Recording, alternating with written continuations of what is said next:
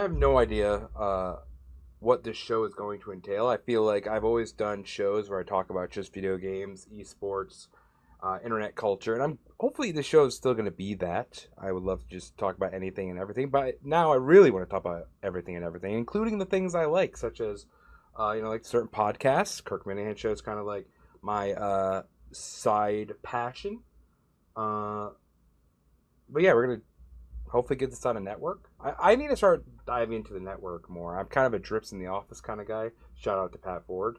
Um, but yeah, so it's actually there's been a lot of interesting things going around, like the Kirk Minahan Barstool like umbrella. And I keep in mind, I'm not just going to talk about like stuff happening in the KMS world or Barstool world. We're going to talk about still like video. We're still going to talk about video games and all this shit. For example, we're going to talk about even the fires, dude. We're going to talk about fucking fires. No, but seriously, a lot of people on the right are going to are going to love me. They're going to glaze me when I make this point. In all seriousness, the things going on in LA and over there is god awful. You can't take $18 million from firefighters and tell them to fight fires. The right, such as the Montantes in the world, are going to glaze me hard. They're just going to suck me off when I say this. But I think it's weird that Asheville, I believe it was, that was smoked by the hurricane, got very little help, little to no help. They were given $750 for like recovery efforts for each person, each victim. I think Maui got just fucking.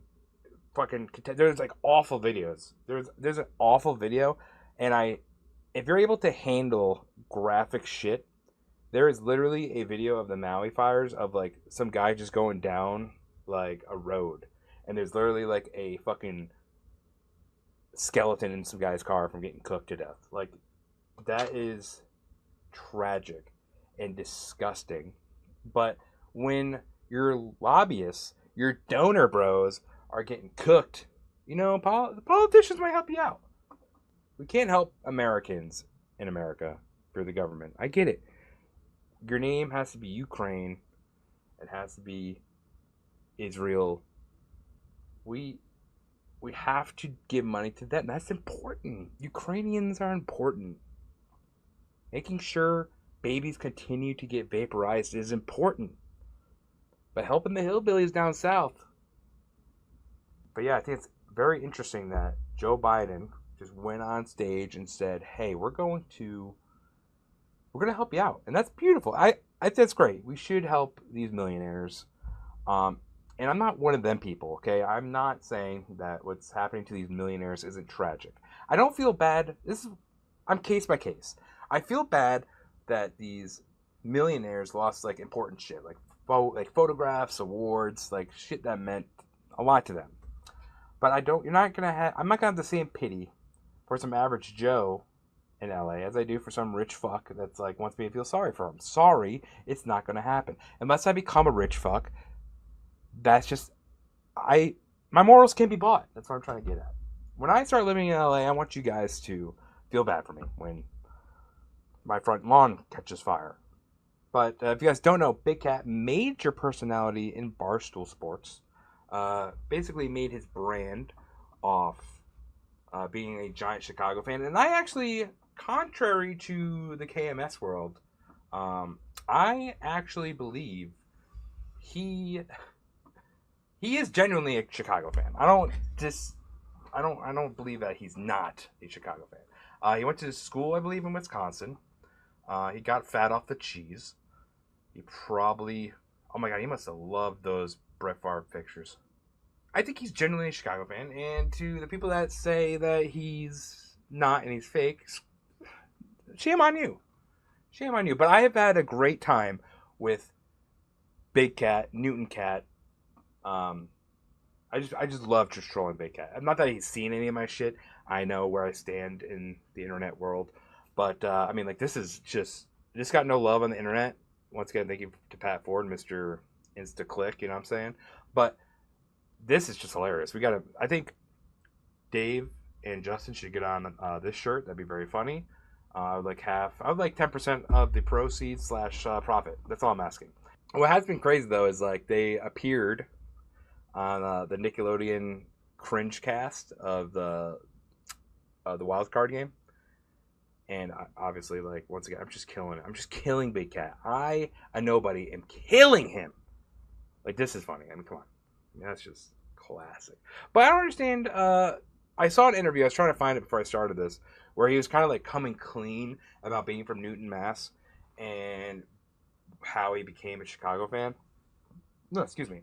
I just think the deal was back in the Milton days, there was Dave, your new like the face of New England fandom, and then he had KFC, not KFC, yeah, KFC, who was just I wouldn't say the face of anything, but he was the New York fan, the New York Mets fan, most importantly, because that's needed. And then they're kind of like, hey, Big Cat, like you're funny, you're talented, let's figure out your brand, and they were just like, we do need Chicago. The Big Cat just took the reins and went with it. Do I have another Big Cat roast? Oh, I do. Yeah. So this one I just did. I mean, you can't stop me. Once the comedic juices get flowing, and also I masturbated before this, so I'm just focused on comedy. I just produced these. So he posted something about like being mad about the Chargers game. I don't care about this wild card game, and there you go. Jimmy Carter's dead. It was actually kind of cool seeing Donald Trump and Obama kind of look almost civilized. The belly tap from George Bush, though, gave me, like, cult vibes. Like, I know Jimmy Carter's... It was a funeral for Jimmy Carter. But seeing all those presidents together that, like, hate each other, but, like, in there, it's supposed to be beautiful. It's supposed to be, like, just a beautiful moment in history. How we can come together and just get along. But it just felt like they just took off their robes and then cleaned the baby blood off them. And then we're just like, all right, we got a funeral to go to. We got to be civilized. And don't tell anybody about the cult. Because, like, I mean, I still can't shake that George Bush belly tap. Is that even on here? George Bush belly tap. George, I don't even know if I can spell George. George Floyd, George Bush, Obama. All right. Where's the belly tap? Is this? Oh, here it is. See what I'm saying? Oh, I just spat everywhere.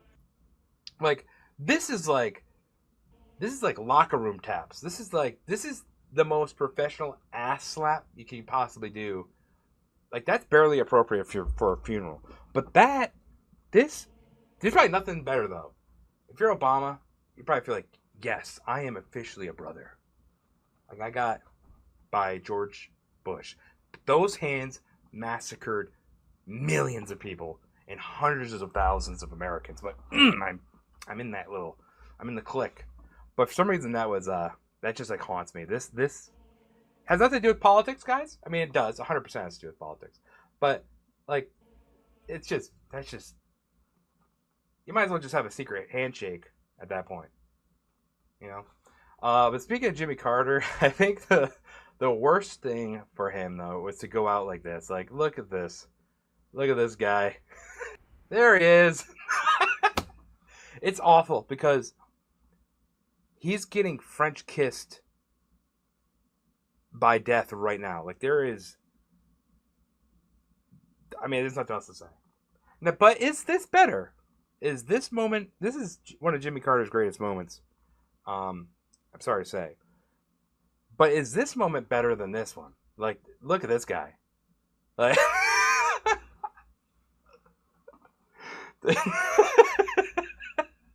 oh my god. So here, I think George Bush. This is George Bush Sr., by the way. I think death isn't French kissing him quite yet in this scenario. I think death may have helped him raise that baseball.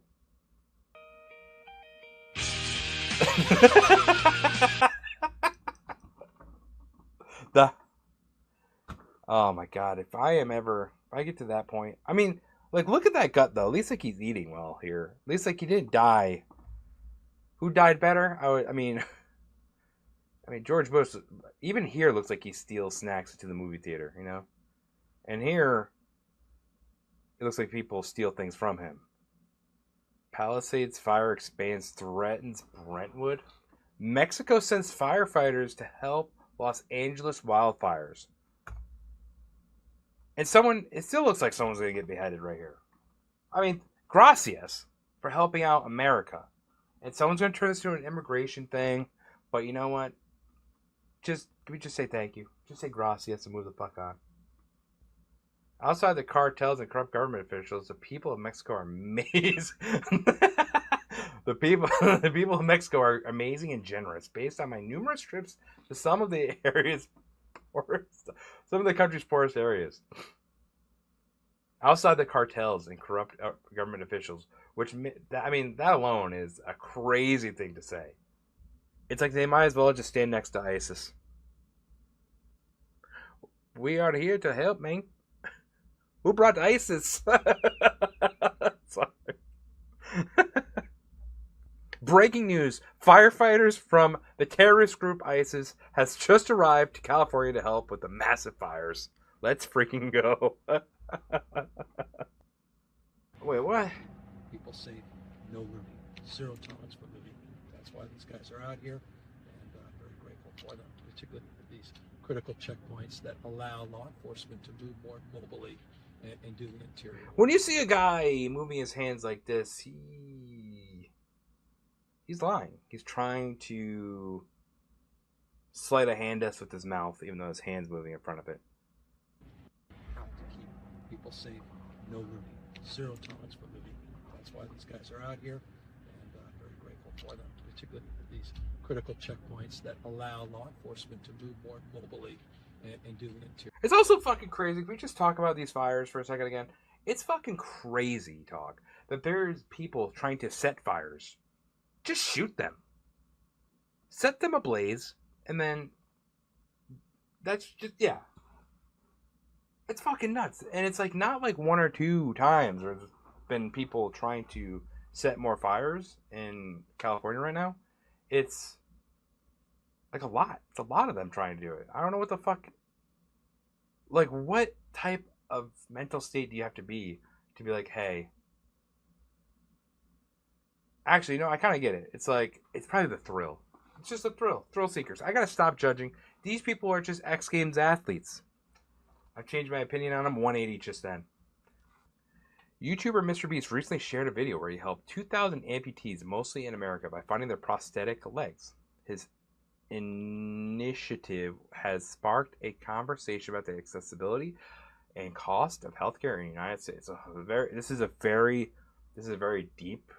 Obviously, we're gonna have an opinion that we've never heard before, and it's gonna be very nuanced. Just uploaded a video. This is from Mr. Beast, where we helped 2,000 amputees walk again. Many lived in America, and it feels so disgusting that in a country with this much wealth, a fucking YouTuber is your only option to get prosthetic legs. We need to fix this. I mean, he's right. Obviously, he's not saying anything that we haven't heard before. He's like, what's up, guys? I created 2,000 amputees, and then I gave them prosthetics. You guys get the thumbnail? I gotta cry. I wanted to end this video a little differently than normal, and I wanted to say that the fact that some of these people had insurance and were denied, some of these people had insurance but didn't have the right coverage, it just doesn't sit right with me. Their only hope right now is getting a prosthetic leg so they can walk again, so they can go get a job. The Luigi Foundation has given these people the legs they deserve. Luigi Mangione said, enough is enough.